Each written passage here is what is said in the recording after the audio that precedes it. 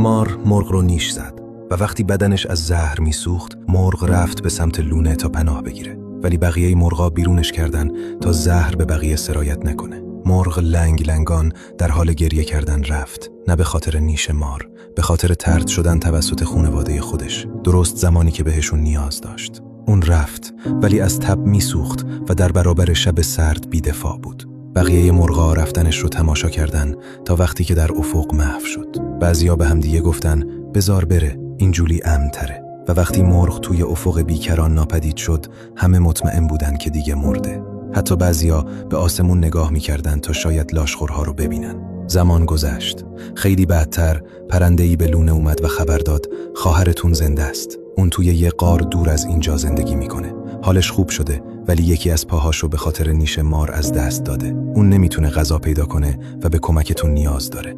همه جا سکوت بود. بعد بهونه‌ها شروع شد. نمیتونم برم، دارم تخم میذارم. نمیتونم برم، دارم دنبال دونه میگردم. نمیتونم برم، باید از جوجه ها مراقبت کنم. یکی یکی همگی درخواست رو رد کردن.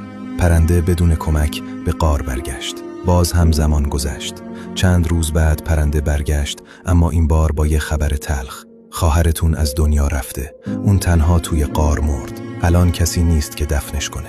در اون لحظه سنگینی عجیبی فضای لونه رو پر کرد. اونایی که در حال تخم گذاری بودن ایستادن. اونایی که دنبال دونه بودن دست نگه داشتن. اونایی که باید از جوجه ها مراقبت میکردن برای یه لحظه بی خیالشون شدن. پشیمونی بدتر از هر زهری بود. از خودشون میپرسیدن چرا زودتر نرفتیم، و بدون اینکه به مسافت یا سختی راه فکر کنن همه راهی غار شدن.